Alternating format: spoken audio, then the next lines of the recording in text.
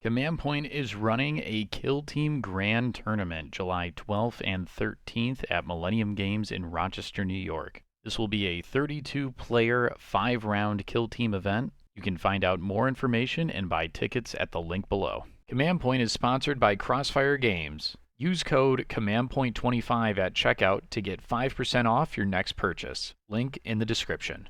Hello, everybody, and welcome back to the Command Point podcast. It is your host, Shane here. We had a little off week last week for the American holiday, but we're back in full force. It's we're still in the heat of summer, dying out here, and I am joined today by a very special guest. I'm joined by the champion, back-to-back champion, actually, of the Goonhammer Open, and that is Rion Wilfong. Ryan, how's it going?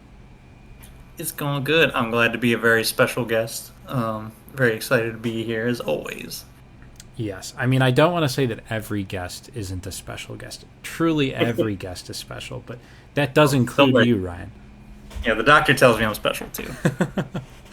And most importantly, the reason we're here to talk today is not just that you won the Goonhammer Open. It's that you won Goonhammer with your heart and soul team, the Gellerpox Infected. So, I mean, congratulations, first of all, and for winning, and then also winning with a team that not a lot of people are very high on. So, I mean, first of all, out the gate, I just have to ask, are they good, or were you just taking them because you like them, or like both? Well, it's hard because I'm like one of 5 people that played the team. So, of course I'm going to be like, oh, they're great, man. They're the best thing around. But, I did just take them just because they're my favorite team. Win or lose, I just brought them because it was probably going to be one of the last times I'd ever be able to take them to an event. And, they won last Goonhammer. So I was like, well, we'll bring them back for one last hurrah. And spoiler alert, they proceeded to do the same thing. Yeah, I mean, it was very cool. I'll be honest, I think I've played against Gellerpox. Well, I've played as them 0 times this edition. I think I've played against them maybe twice.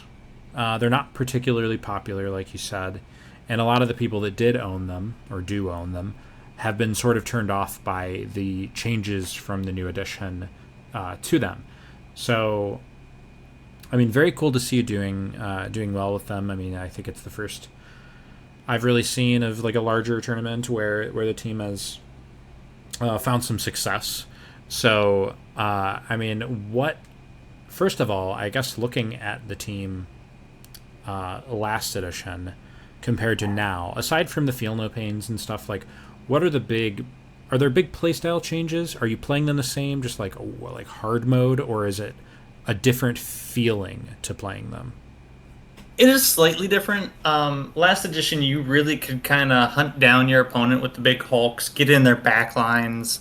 I was using Barge a ton last edition, and this edition, I actually haven't really used it at all, which is weird, because, the enemy model still exists, but somehow I just haven't really needed to use it. Mm-hmm. I don't know if it's a combination of Vulcus and just not needing to move as far into my opponent's backlines as I used to. The minus movement is one of the biggest things that shifts how the team plays. Because obviously you can't get as far. Your threat range is limited severely turn 1. Before turn 1, I used to be able to get charges off all the time last edition. If my opponent wasn't paying attention. This edition, if I get a charge turn 1, something has gone horribly wrong for one of us. So, I do play them a lot more defensively now because they don't have the crazy feel no pain to fall back on. And there are a few new tricks that they have that you can kind of play around with, like stun grenades aren't the end of the world for them nowadays as they were last edition. Still sucks. But there's a few things to play around. They got a little more tricky, I guess is what I would say. And sometimes you can catch your opponent off guard. Interesting. And I mean, we'll kind of deep dive into the team a little more. But I guess first of all, I mean, how was Goonhammer? I mean, you won it, but I think I don't remember. I don't think I went last year. I feel like I went to a Goonhammer event at some point, but I don't know if Yeah, you went to one of the Goonhammer events in the winter. This was the summer one, which has the wrestling belt as the prize. Yeah, okay. I did not go to that one last year, but yeah. I mean, how was the event? So the event was ran by Travis Chang, which is a outstanding TO for the Kill Team community. He did a spectacular job running it. It's 5 round events. It was really close to home for me, so it was a very easy drive, very easy hotel to get into. Um, Overall, the event I think was pretty good. It was a little smaller than last year, I think, but I think that's just because when I found out about the event, Travis had messaged me personally, and it turns out a lot of the emails that went out for it went straight to people's spam folders, which really sucked. Oh. So I think that did hurt a little bit.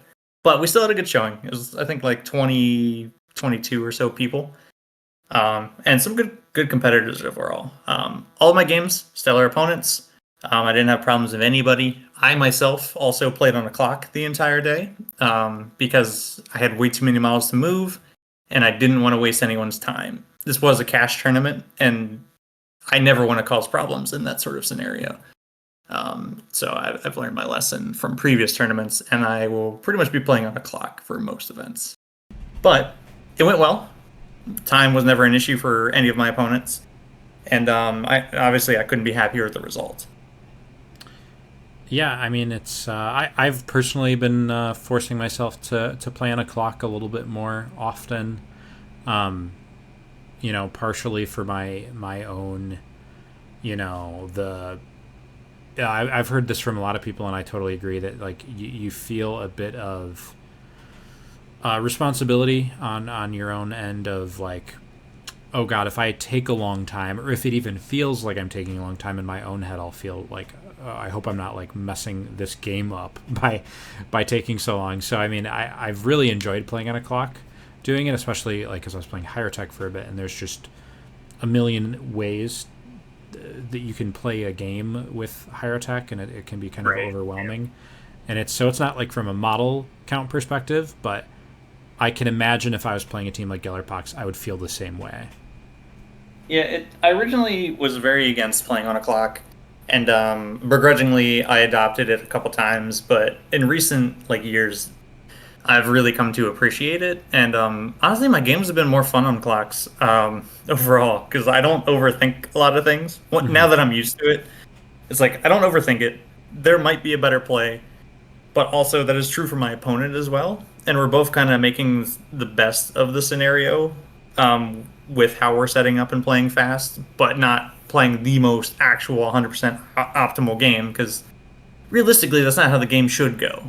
The game should have some mistakes on both ends. The game should account for somebody missing something just because they didn't spend enough time to see it.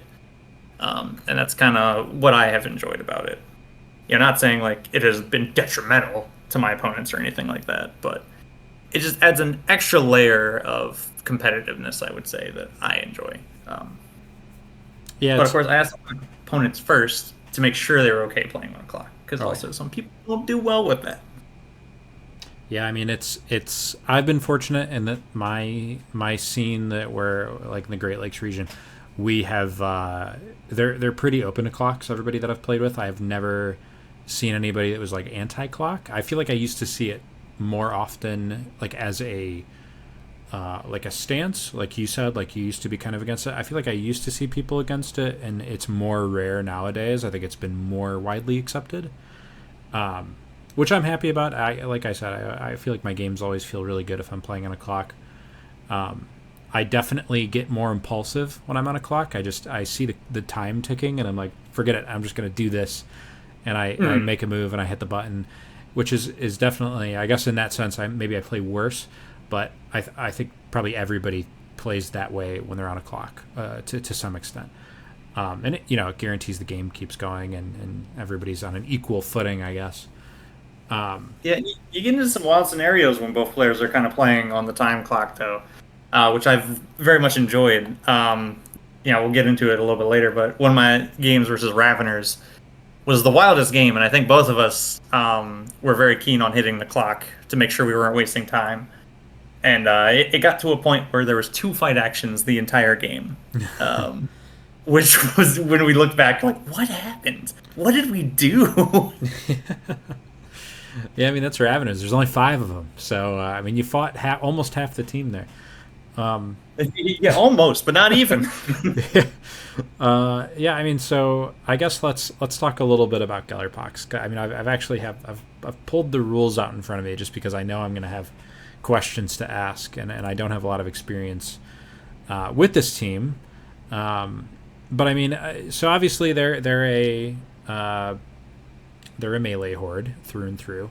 And they've recently received some balance changes. So let's talk a little bit about how those changes kind of changed the way that you play this team. Yeah, so one of the biggest ones, without a doubt, is Vermin. So Vermin used to be 2 equipment slots, basically, if you wanted all 4. And now, with the recent changes, you just pick it as 1 equipment slot. So 1 equipment slot gets you 4 bugs. Before, I used to play around with not taking all of the bugs. Like, I'd only take a set of 2 to maybe, like, reduce model count and stuff like that, or not waste the equipment slot if I didn't think the bugs were going to be that useful. But now it's just an auto-take. You just take all the bugs. There's no reason not to. So essentially, that buff gave you an extra equipment slot, which was fantastic. And again, the bugs don't do nearly as much as they used to. You know, your opponent can walk through them as if they don't exist. They can fall back from them for 1. They can move through their engagement range. The bugs literally are just either damage dealing or stunning. That's all they are realistically doing. So not as good, but it's still nice to have 4 of them just for activation delays and stuff like that. It's 2 more activations, right? Yeah, 2. With them, it brings you up to a 10 activation team, weirdly enough. So you still get out activated by hordes, even though you are the highest model count in the game. So that has also been a bit of an adjustment, because last edition they were 11 activations. Now they're 10. You know, just the fact that it's even possible for Gellerpox to be an 8 activation team, like obviously, like you said, you never do that, but oh my god, that has to be horrible. I feel like it must be a bad experience. It was, yeah, because I always played with 2 bugs sometimes. I never played with none of them, but I had toyed with the idea when elites were very oppressive, because I wanted to limit their counteracts. But yeah, no, there's no reason not to have it now. Yeah. So that was the one change. Another big change was Drawn to the Hum got way more freeing, where you just have to end within 2 inches of an objective. And it gives you +1 inch to your movement. Which is big, because movement is very limited with this team, so having any level of freedom to get extra mobility around objectives is fantastic. Basically makes the middle kind of your playground with this team, because you can come at the middle objective from like all different angles, and as long as you end within 2 of the objective, you're gonna get a bonus to your movement, which can kind of zone people out. Even if you don't use it, they might think you do, and then they play around it the previous turn. And play a little less optimally because they're worried they're going to get charged. So that was a big one. The last big one was Blessing of Infection. Made this ploy fantastic. Before, it was the worst purity seal known to man. If you failed 3 or more, you got a success by discarding 1.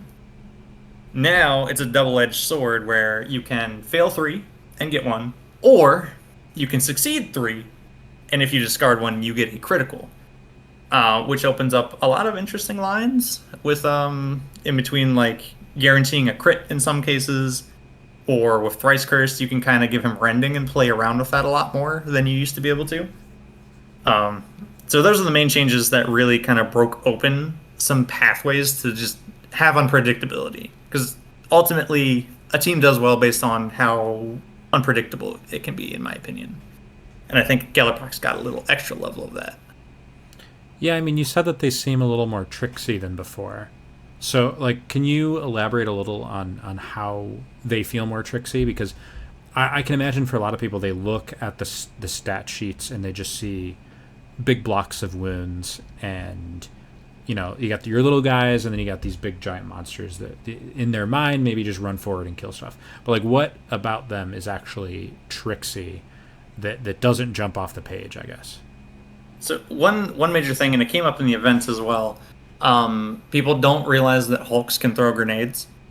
Yeah. So when I take two cracks or a frag and a crack, people are like, "Oh, okay, the mutants are gonna throw them, sure, whatever, lots of grenades, haha." But then they stun a Hulk, and you're like, well, "What's he gonna do? He's just standing there looking stupid." And then he throws a grenade at your head, and then they call the judge, and but no, that's one of the things that is pretty cool. Hulks don't have to charge nowadays. A crack grenade is still a fantastic weapon to a team that can't shoot. Even if it's hitting on fours, the whole team's hitting on fours, so who cares? That opens up a lot of lines that people don't see. And in my one game versus Brew Brothers, a frag grenade came from a Hulk that he did not see coming, which really blew open flank for me. So that's one of the tricks they can do. One of their ploys got replaced, which people don't seem to pay attention to. Even myself included. I forget I have it so many times, but when I remember, it's really fun. So they have one called, I think, Revolting Technology or something like that. Mm-hmm. I just call it Go Hot. Basically, what it does is whenever your opponent's rolling a shooting attack, you can treat their weapon as if it has the hot keyword. Which is fun in certain applications. So like you don't really do it to Marines because they're hitting on threes, but there's so many people that take crack grenades against you, and when that Marine happens to throw a crack grenade, you're like, how about you take a hot check on that? And sometimes they casually take 6 mortal wounds, for their hubris.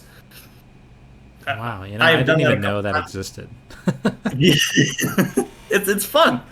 It's really fun against Rekkas because they hit on 5s. So usually if they're shooting, up to 3 times in a game, you could make them, potentially take up to like 6 mortal wounds. Just for shooting you for funsies. Or 8, I guess, because they hit on 4s. Yeah. Or hit on 5s. Interesting. That ploy really catches a lot of people off guard. You can also, if they have the hot keyword, you can adjust their hot check after they roll. Which that's is pretty cool. So like an actual plasma. Like you kind of never want to overcharge a plasma. Yeah, you never want to take a plasma versus them because it's very easy for me to be like, and you failed. Or boost up the damage, which is also very funny. Because you can change it to 1 higher. Yeah.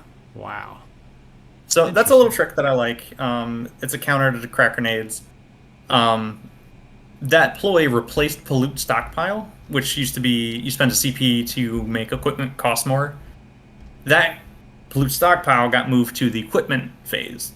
And what it does now is when you select it, you can just roll off.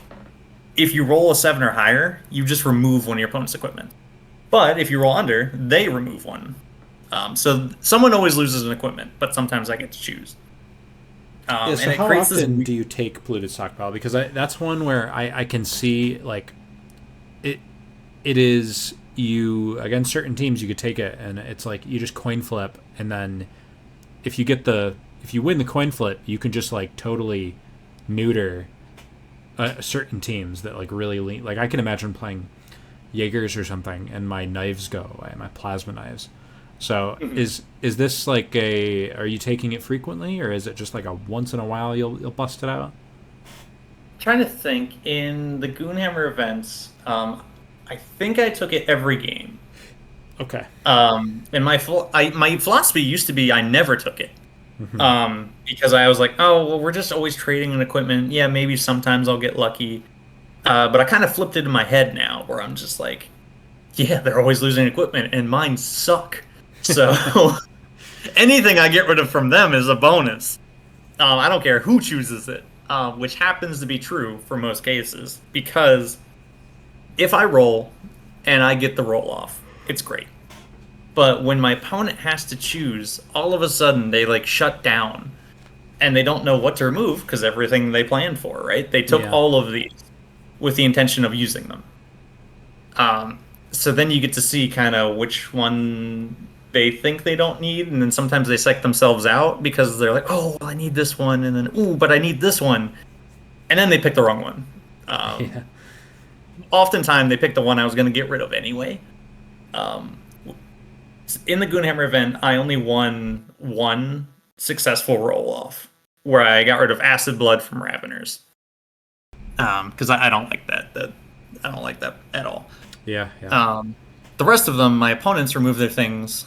One of them, it was uneventful because a Night Lord player took chain snares, and then I had immediately made the joke. I was like, "Oh, why'd you take chain snares? That's stupid." And then he proceeded to be like, well, "Okay, well, fine, I get rid of chain snares." And I'm just sitting there like, "Oh fuck, oh, I'm dumb." Yeah. You should have. What you should have done was seen the chain snares and be like, "Oh, that ruins my whole game plan." Yeah, no, I totally should have. And for some reason, my dumb self was just like, "Oh, what a dummy! He took chain snares." Yeah. So, now, but then in some cases, like one of my opponents got rid of their light barricades on Into the Dark, and I couldn't have thought of a more profitable trade because now there's no longer roadblocks in my way. I can just throw a bunch of grenades at you on Into the Dark. I was just like, this is fantastic. There's no roadblocks. Yeah, I can see it being better on Into the Dark just because you're a little more constrained in your equipment there already, right. Just because you feel the need to take light barricades. And I'm sure, like, I like to say, like, just about any team has enough shooting threat where you still have to, like, respect it. Like, even the melee teams have something they can shoot you with most of the time. Like, you don't want to just be standing out in the open against these teams. And you know, I mean, there's some shooting there with Gellerpox, even outside of the the crack grenades and stuff. I mean, Vulgar's got his flamer gut, and you know, there's random frags on the mutants, and it's something. Well, that's the thing. Yeah. Well, the team has, except for 2 models on the team, everyone has a gun. Yeah. Which is something a lot of people don't pay attention to.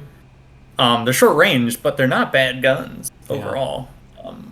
Like a 3-wound operative shooting a 2-2 weapon isn't bad. You know, especially when you get 4 of them.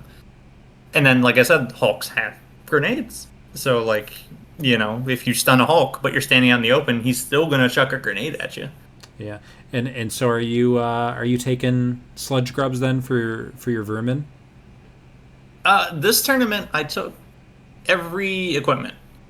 So I took flies into Raveners. I took Sludge Grubs most of the time. And sometimes it was a combination of Sludge Grubs and maybe a Curse Mite or 2, depending on how I felt. Yeah. The Curse Mites performed the least amount overall. But the flies and the Sludge Grubs were actually very good. Yeah, I mean, the Sludge Grab on ITD, it's for the uninitiated, it's 4 on 4s. 2/2, 6-inch range. It's 1-inch devastating 1, so on ITD it goes to lethal 5. And it's piercing 1, which is hilarious. It kind of reminds me of reading that of the my accelerator or my plasma sight bugs with higher tech. Everybody underestimates how decent those are at their shooting attacks. Right. Yeah, no, they're good. I've had them solo Marines, like nobody's business. Yeah. They are a fantastic operative on Into the Dark because they're just unpredictability. Also, when they die, they can deal a mortal wound to everyone within 2 inches of them for a roll-off. Yeah. Which is another fun bonus. Their movement's ass. Like, it's terrible movement. It's only 4 inches. 4 inches. 3 inches through a door, which is even worse. But, yeah, overall, there's still the equipment I probably take the most. Yeah. That makes sense. They're just the most reliable, and they can punch significantly above their weight. For sure. Yeah, I mean, definitely see that, the vermin being auto takes. And I mean, like you said, I mean, there's mutated symptoms and plague bellas. How about those ones? Are those coming up a lot? Those are my never takes. Okay. I never take them. I've taken plague bellas before, and I've regretted it every time because they're a close range melee team. So, like, if you're far away and you're getting shot, I mean, that's a problem because you're not doing what you want to do. And then if you've closed the distance, realistically, that equipment only worked for 1 turn at most. Because that means realistically you should be within 6 inches of majority of their models, or they got within 6 inches of you to shoot you.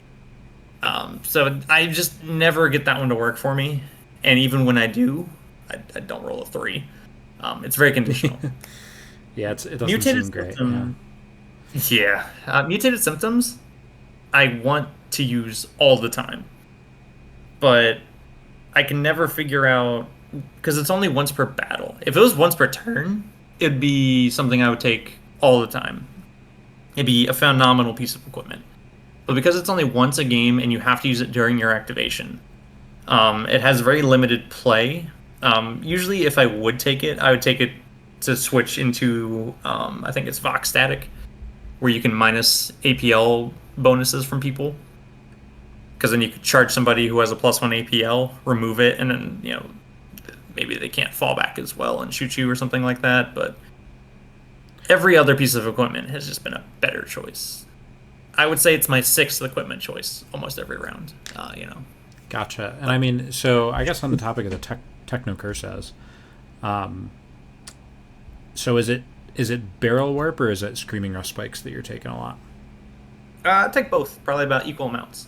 Interesting. Okay. Yeah, barrel warp. It's a classic. It was from the same one from last edition. Rust spikes also phenomenal. There's no bad matchup for rust spikes because it's always just dealing damage. But it's great for ruining breakpoints or really hurting elite teams that can't heal well because they just keep stacking damage that way. But yeah, I run both, and then more so barrel warp because a lot of the meta currently is more heavy on shooting than melee. But it is a fun thing to consider with Thrice Cursed and also with Mutated Symptoms, if I ever did take it. Because Thrice Cursed has a new ability where if he's on an objective and he controls it, he can poison it. When he does that, the objective itself gets whatever curse he had. Oh. Which, if it's Barrel Warp, if they're standing on the objective and they're shooting, they're just -1 dice. Which, if you plant that on the middle, it's very funny. Because that means anyone trying to contest the center is always getting penalized. Or if you put rust spikes on it, it's 2 wounds instead of 1, which that will start stacking up quite a bit. The Vox Static one is also a fun one to consider, but only again with Mutated Symptoms. Because if you were to choose Mutated Symptoms and adjust or gain an additional Techno Curse, it also affects Thrice Curses Spread the Sickness. So technically the objective gets 2 curses. Okay. Again, I've never really done that, but theoretically, giving it additional Viral Vox Static if somebody was on it from last turn, and then they're just -1 APL when they activate, theoretically is a really cool play. But I've never pulled it off because it's just, I don't have the space to take Mutated Symptoms. Yeah, that's fair. All right, so interesting. I mean, I guess on a from like a matchup perspective, I don't know what you played exactly at Goonhammer, but how do you feel they are in the current meta? Like, do they have gameplay into like elites, or is it like workable? I guess for Gallerpox. Yeah. So I'll go into my matchups because a lot of them were really bad at Goonhammer. Uh-huh. So round 1 I played Exaction, Oh, which was it was a terrible matchup for me. Second round was Higher Tech Circle. Yep. Again, not my favorite matchup. Third matchup was Raveners, which I don't know if that's a good or bad matchup. I'll get into that when we talk about that. My fourth one was versus a very good Brood Brother player, which, again, awful matchup because, the Magus just ruins any melee-based team. And then my final round was versus Nemesis Claw, which is fine. Nemesis Claw I have a pretty good time into because they can't heal. Most of their abilities are close range, which means I'm always in range. So that was probably the only matchup I would say that was favorable for me to win. The rest were definitely at a small disadvantage to a great disadvantage. Right now in the meta itself, the meta is a little bit open, especially with the release of Raveners, because and the battle bots as well. The Servitor team. I haven't seen enough from the Servitor team to say how they're going to shake things up, but Raveners just innately change the game when you play against them. and any team has to kind of like respect what they do, or else you're just gonna get, hit and run to death forever, which I have experienced twice so far, and it's just it's very interesting.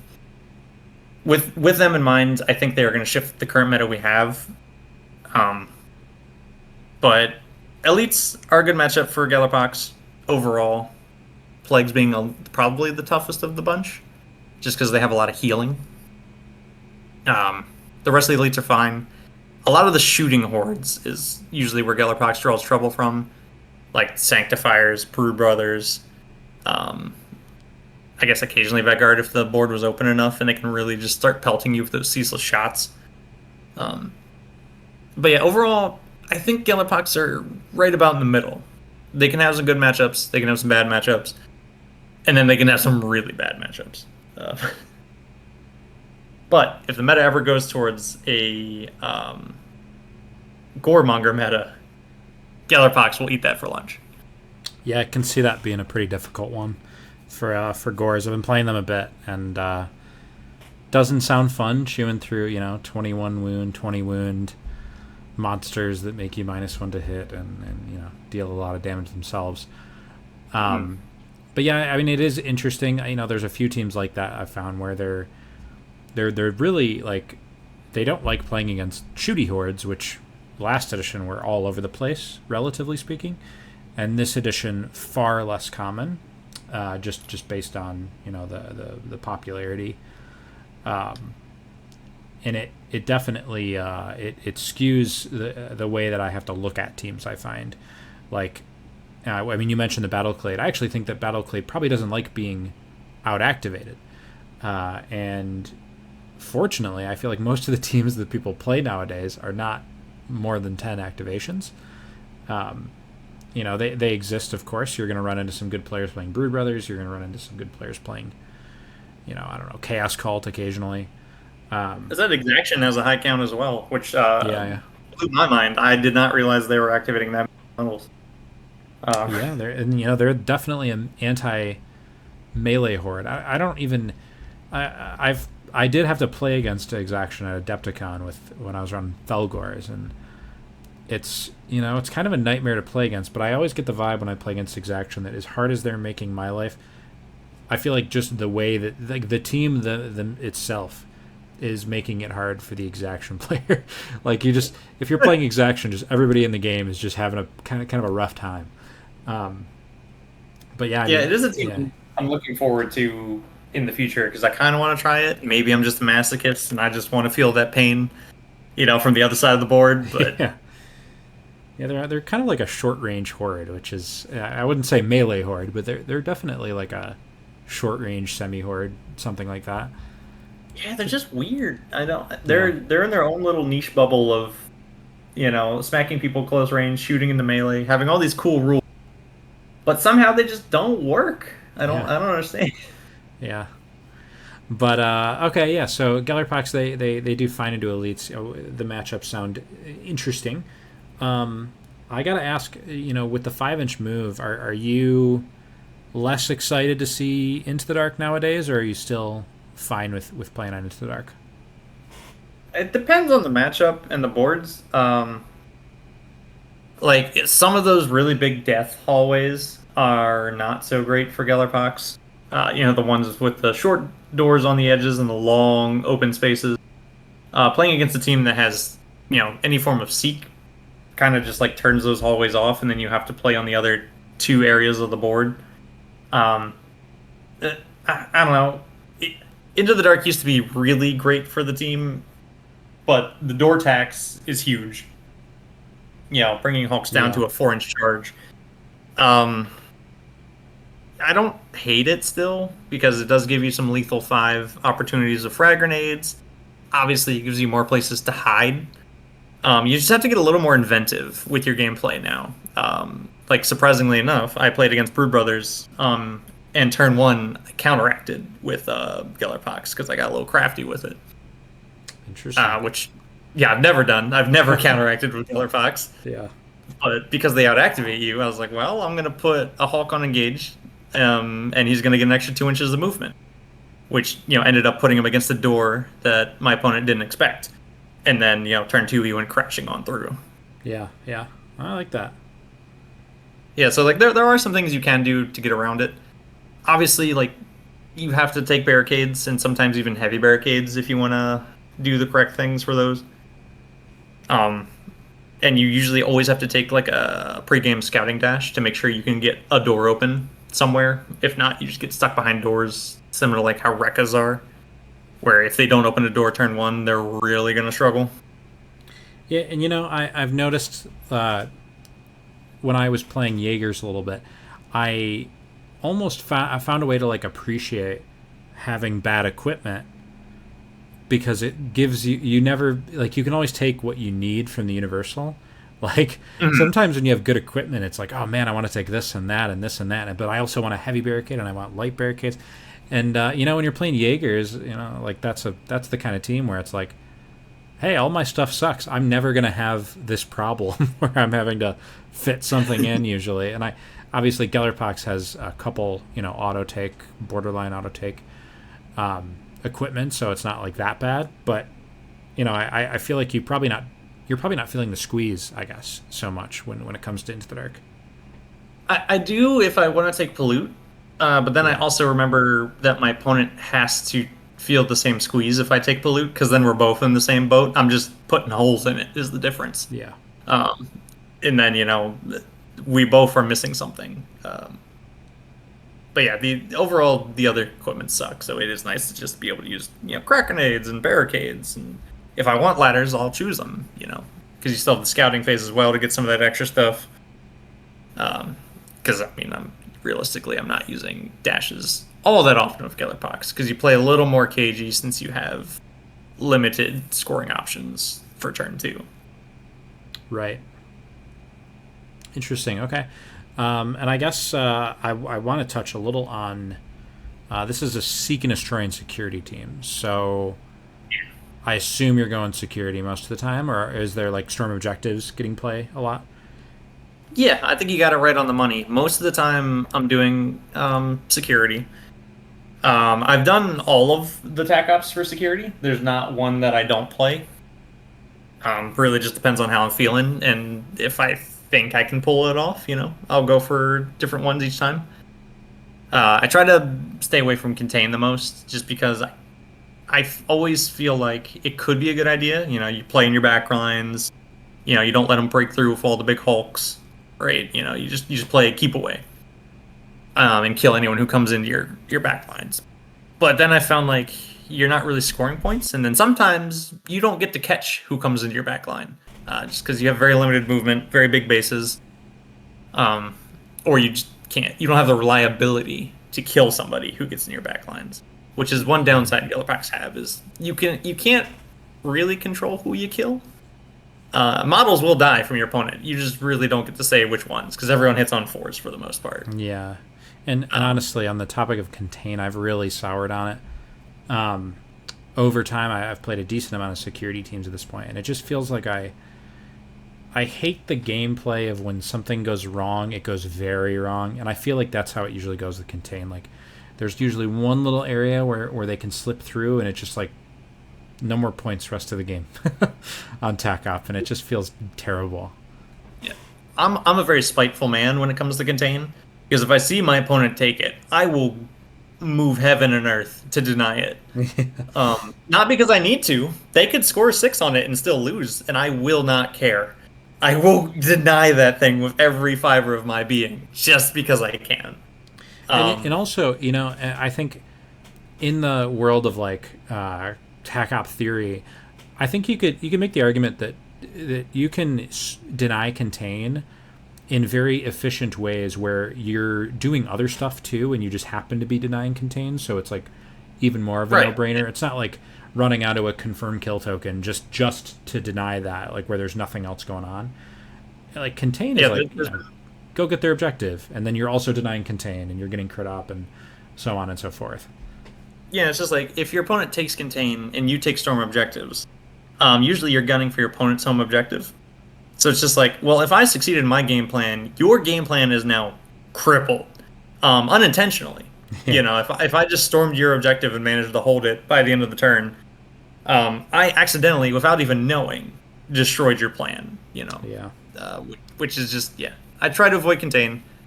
Secure center line is very map dependent. Like I want things in the center to be able to do that with. Take ground is very just. It's just a personal call. You got to see what you think you can take, what side of the boards you have. That one really changes a lot. And then I don't take champion because champion's like the same thing for me for contain, just reversed. You know, because if you don't have something like Vox Scream, you can't guarantee that your champion A will kill somebody, or B that your opponent won't just run away models and deny your champion kills. So I never take that. I never take overrun because I don't have 3 APL models. Yeah. You know, it's not a bad tack op, but it's not consistent enough as a 2 APL team. So pretty much it's storm objectives or security for me. I do want to ask about secure centerline because I think that's one that is generally considered to be not a stronger choice. Are you? So, a genuine question. I don't know this. Can the little vermin score centerline for you? Does their AP count for those? To my knowledge, they can't score anything. I don't think they can hold any points or count for anything. They can count for my opponent's things, but they can't count for my things, like denying. They can't deny contain, for example. Gotcha. Okay. But yeah, no, like the glitchlings are usually what I'm using to hold center line. Mm-hmm. Because there's a lot of times they're really good at sneaking into the center with a light barricade nearby, or you know, they're just kind of holding certain points in the center, or sometimes Volca strongholds can get kind of close to the center on certain maps, and you just kind of shove them in a corner, and they'll hold it. So yeah, usually the glitchlings are the ones that are pulling that off for me because they have the mobility and really the threat minimalization where people don't target them as much as they used to. Yeah. Because there's only 3 points for them to hit. Usually they're hitting my back one. They're not hitting my opponents. So they're just kind of scuttling around in the middle doing nothing. So I was like, well, might as well just throw them on the center line. See what happens. Okay. Yeah, interesting. So yeah, I mean, and then obviously, you know, storm objectives, great tack op, also a bit map dependent, I would imagine. But that one, I mean, when it hits so well. Yeah, on Into the Dark, it's usually a really good choice because no matter where your opponent's home objective is, you can usually get to it. And it's a interesting thing with the Gellerpox mutant or the Hulk, the Screamer, the Nasher Screamer, I think is its official name, because it's a negative APL against your opponent's models if it's on an objective. Mm-hmm.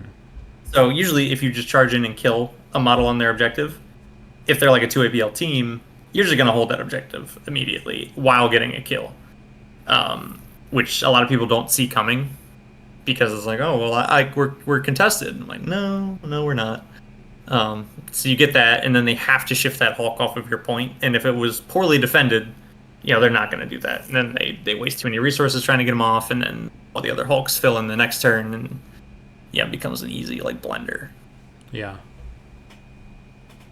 Okay. Yeah. No, I like the idea. So I mean, you're playing them a little more defensive these days. It sounds like. In general. Not by choice. It's just I do try to get to my opponent as fast as I can still. Yeah. Just my fast as I can is butter melting. It doesn't doesn't exactly go super fast the way it used to. Yeah. So Strong doesn't help a little bit, but I guess what I wanted to ask was, like, what does playing defensive look like for you with this team? Are you like, what's the front line? Like, how are you staging them? Sometimes I'm dashing. Like in a generic world, where I can get them there. Thrice Cursed usually is on the center objective turn 1.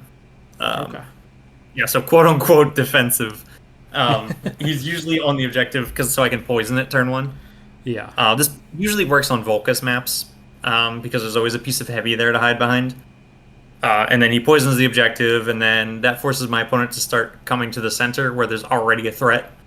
And they'll probably get rid of Thrice Cursed at some point, but the amount of dedication that they take to get rid of them opens up holes in their lines for then the Hulks that staged up previously to move up and take advantage of.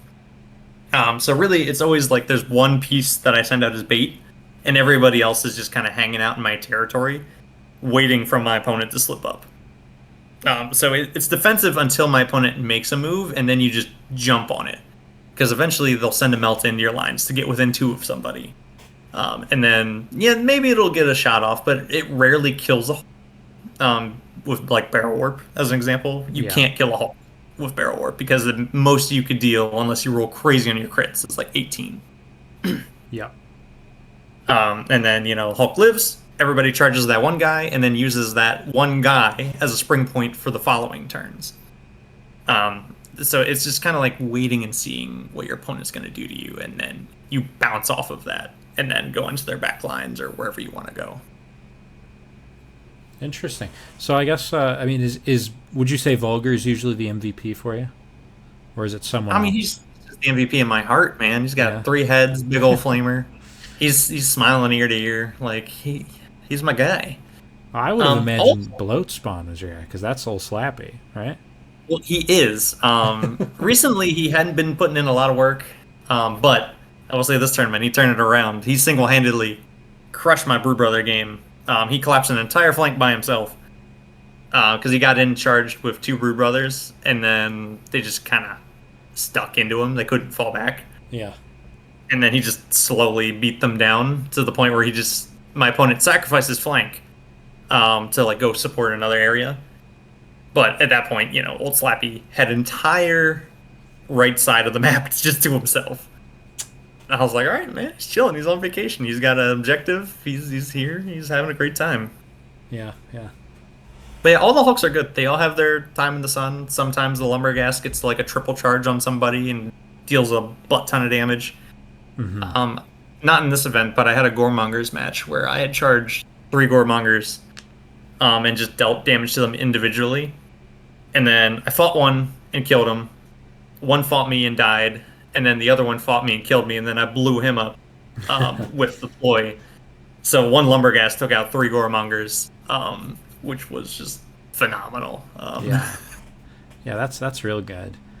I mean, in general, I really like the ploys where when you die you get to do a little extra damage, like the explode on death ploys.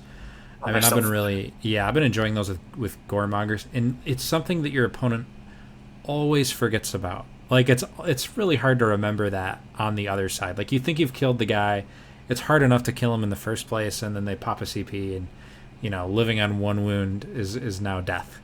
And it's a big deal. I did that a number of times this event. I normally last edition I didn't spend for it that often, but this edition somehow, I guess with like the way Rust Spikes has been working, there's been a ton of models on 1 wound left over. Yeah. In my exaction game, I used it 3 times to take 3 separate models with me. Just with the 1 wound guys, not even the Hulks. Like they just come in, they'd fight a Glitchling, and then the Glitchling would just take them to hell with them. It was very fun. It got to the point where my opponent was just like, "Oh, you could blow up." That happened turn 2. Cool. Turn 3, he's like, "Oh no, you're gonna blow up." Yeah. And then turn 4, he's like, "Wait, do you have CP? Are you able to blow up right now?" Like just panicking about it. And I guess the nice thing about Putrescent Demise is it's every enemy right within 2 inches, which is that is really good. I will say that Chaos Cult one where if a Hulk explodes, not a Hulk, a Torment explodes, it's a D6 damage to one guy. Yeah, every single time that has hit me with the 6 when I'm going against that team. It is infuriating. It's just one of those things. Yeah. Every time it's hit me, it has hit me for 1. I'd be okay with meeting in the middle. I'll take 3. No, I don't want to meet in the middle. No thanks. You can keep that. Oh yeah, and I mean with Goremongers have it too, and for them it's very reliable because you're a lot of the time you're going to be doing D3+1 or even D3+2, which is just fantastic. But yeah, I mean I can definitely see that Gellerpox has a little bit of punch to it. I mean it's intriguing to think about because I feel like they are so different from a lot of the teams in the game, at least the teams that we're seeing often at tournaments. And I would imagine you were probably running into a lot of, in your games, your opponent having to ask, like, what's this do? What's that do? Because not a lot of people play this team. Yeah, it can be a little difficult if someone is really new to the team, because then some of the rules just sound made up at a certain point when I'm going through. Like, oh, you took a mortal wound, and they're like, why? It's like, because you missed a dice, and they're like, well, why did I miss a dice? And I'm like, well, because you're hitting on fours.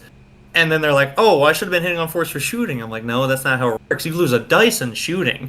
Yeah. And then they're like, well, why did I lose a dice in melee? I'm like, that's not how it works. Yeah, it can be very weird. And then they just, But a lot of my opponents were familiar with Galapaxis this go-around, which I was happy about because I don't like doing a lot of gotchas and stuff like that. Yeah. Most of my opponents were very familiar with the team. At least they read up enough knowing I was bringing them. Yeah, and I mean, on top of that too, it's kind of just cool to see Galapaxis at a tournament right now. It's just one of those teams you don't see a lot. And I for one, I think I would come in with that mindset of, when I see somebody playing a very underrepresented team, I'm more likely to be intrigued than I am like, oh god, now I got to learn what this team does. You know what I mean? And I think most people look at it that way too. Yeah, I mean, I hope that I inspired a few people maybe to play Galapaxis, even if they weren't at the event, if they saw the results. It's a fun team. Yeah. And they're a very unique puzzle to learn and do well with, because you won't do well with them initially because they're just not a normal kill team. They take a lot of planning and different strategies each game, opposed to just like something like Vespids where it's just like, yeah, go and shoot them. Yeah. You might get some crits and you'll win. Or, certain teams that just naturally dominate just by executing a single game plan. Galapaxis, you could lose all your Hawks, and then you're like, well, okay, now it's time to figure out how to do the most damage with the little guys. Yeah. Because you still have a bunch of little guys.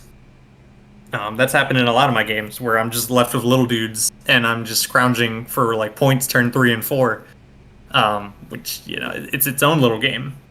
Yeah. I will say the one unique game I had was versus Raveners, where this was versus Ben Cash, who is new to Raveners, of course, because they're just freshly out. But we had played one game previously, and I beat him by 3 points. And that was just a bloody game. We just charged into each other, just mutually assured destruction. Yeah. So I think we both came away from that game like, let's not do that. Let's not lose our heads. Right. Let's not just throw away models. So we ended up playing that game, and we're playing on a clock. And by the end of turn 3, I think me and him had spent like collectively 18 minutes, which was, not a lot of time spent on the clock because we were mostly just moving models around. We weren't fighting. We weren't shooting. It was mostly just this big Cold War of, is he going to come out of the tunnel? Well, if he comes out of the tunnel, I'm going to charge him. Well, if I charge him, he's going to come out of the tunnel and do this and that. So we just didn't do anything. All I did was each turn, I had somebody on his objective storming it for free, just because he had no one on the board. And that game did end with me winning by 3 again. But the difference there was he scored 2 on the Killop, and I only scored 1. Yeah, and like I said, we had 2 melee fights the entire game. He charged one of my guys, I charged one of his. For both of us being a melee team, that is absurd.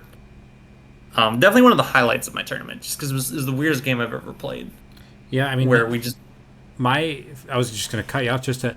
My few experiences playing against Raveners at this point, I'm kind of getting the same vibe. I'm playing very unique games against that team, and they feel so different from everything else, Yeah, they just hold the Killop hostage. Yeah.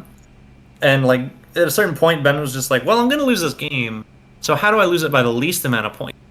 And he just hit all his dudes. And then I'm like, oh no, that's 5 points that I'll never get. Yeah. Oh. Yeah, I mean, and they kind of feel, I can imagine the pressure, because every death is a kill-out point for your opponent, and that feels bad. which is funny because elites, which is only regular elites before this point, which are only 6 guys, the Killop is so hard against them because I mean having that getting to from I think it's 2 to 3 points is just like this massive hurdle. Yeah, you have to kill 4 of them to get to kill grade 3. Yeah, which is awful. I hate it. But yeah, no, it's Killop is an interesting thing. We were talking about it in the last podcast about how, you know, on some level you can win Killop just by, you know, the default thought is, oh, I want to go kill, you know, there's 10 enemies, I want to go kill 10 guys. And that's how I'll win Killop. But really it's all relative because you can get 2 kill grade to your opponent's 1, and then you're getting a plus 2 point differential. And that's a win. And you know, not a lot of people play it that way. Yeah, to Ben's credit, he went 3-2 at this event, and he was pulling that off pretty successfully, where he was just squeaking out the Killop, which really boosted him forward in a lot of the games because he wasn't giving out any point. Period. You know, oftentimes he only ever lost 1 or 2 Raveners the entire game. Yeah, I mean, it's Killop and Crit Op, I think, are in a lot of ways. Killop and Crit Op, I think, at the best games, at the top table games, are what ends up separating who wins and who loses. Because I've come to view Tack Op as like your cushion, like it's your, I don't want to say guaranteed points, but it's the thing that you getting your Tack Op doesn't stop your opponent from getting their Tack Op, but you getting 2 points on Crit Op means your opponent can't get 2 points on Crit Op. And Killop the same way. If you're getting 1 more on Killop than your opponent, then you're getting 2 more points than your opponent. And I think we've spent so much time figuring out the right Tack Ops. You know, we're kind of almost reaching a point where the Tack Ops have, I don't want to say they're solved, but people have a pretty good idea of how to get their Tack Op points. And I think that's part of why teams with bad Tack Ops have such a hard time, because they don't have that cushion. They have to find other ways to, like, get these discrepancies. And, you know, I mean, it's a weird thing with the approved ops. Yeah, that's an interesting way of looking at it. And you get to choose it as well, and it's hidden information. So usually you're almost guaranteed 2 points on it, because you should realistically score it turn 2. You have the most operatives, you have the most chances to score whatever your Tack Op is turn 2.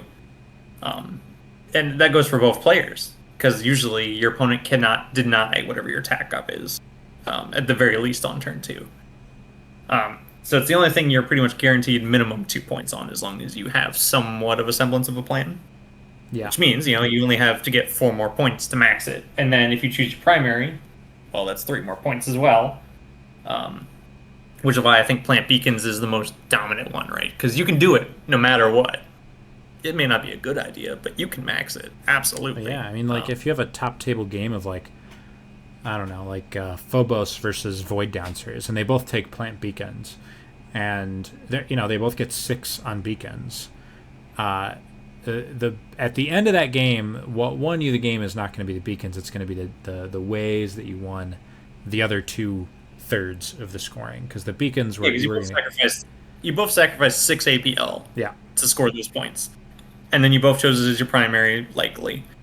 So it's just like, yeah, you cannot make a mistake on the Crit Op, or, you know, make a costly play on the Kill Op at that point, which makes those games a lot swingier, because there's now only 2 scores deciding everything. Yeah, like if you're playing against somebody that's planning beacons, I think you just need to gear up to try and win Crit Op. Maybe is the way people need to look at it more. Easier said than done for some teams, but yeah, that's the thought. So I mean, I guess we're kind of reaching the end here. I just want to say that when this will come out on it's Friday right now for you listeners. No point really plugging it at this point, because if you're going at this point, you're going. But tomorrow, this weekend, is going to be the Command Point Open, which I'm very excited for. Rion, you're going to be there, so excited to see you. Yeah, it would be exciting. Yeah, I mean, we're going to have 5 rounds. I'm thinking we might hit around 30 players, at least in the high 20s. Weekend event, we love those. Over at we're doing it at Millennium Games in Rochester, New York, which is, by the way, the biggest game store in the country by square footage. It's gigantic. Anybody should come see it if they can. Yeah, it's going to be a really good time. We're going to probably talk about it on the podcast next week. And I'm going to be TOing, and I'm very excited for that experience because I've never TO'd like a quote big event before. I've TO'd like little 3-round, 8-player locals. That's about the extent of my TOing outside of TTS, which is a very different thing. It should be a good time. I'm hoping we got some listeners coming up. I'll be happy to, if you're listening to this and you're driving up right now, say hi to me. I mean, you're gonna have to say hi to me because I'm your TO. But yeah, you don't have to. That's not in the packet. You could cold shoulder me. You could just talk to Ryan the whole time. That's an option too. Yeah, we're just gonna talk shit about you the whole time. Yeah. But yeah, I mean, I guess Ryan, this is your chance here. I'm going to give you the floor. Do you have anything you want to plug? Anybody you want to shout out? Oh man, well, I think everybody at this point knows I have one person that I shout out, and that is shout outs to Alexander Popov. He may have never been on this podcast before, but I have to shout him out. I'm legally required to. He did sue me last episode, so his lawyers have contacted me, and yeah, shout outs to him. Legal contract fulfilled. Wow. Beyond that, shout out to Plaza Spam. There's my team. They're very supportive. They're very, great guys and gals who always help me test and prepare for events. If you see them out in the wild, always say hey. They're fantastic opponents, hopefully. And if they're not, I'll kick them off the team. So let me know. Shout out to you, Shane. Always a pleasure having me on these things and getting to talk about, the game we love. Part of the reason why that happens is because you host these things and reach out to players. So, I mean, thank you for doing what you do. Yeah, of course, anytime. Everybody that's listening, if you're enjoying this, if you're listening on YouTube especially, there's a lot of people that listen every week and they're not subscribed. They don't even know it just because their YouTube feed just throws it at them because they know that you're listening. But if you're not subscribed, please hit the button. It helps us out a ton, and it's easy. Extra shout out, of course, to everybody over at patreon.com/commandpoint. I'm going to have some more TTS bat raps coming up for Battle Clade specifically. I've got one of them recorded already. I'm just waiting to put it up there. Everybody listening, have a great day. Tune in next week for whatever it is that I'm going to talk about. And this is Shane and Orion signing out.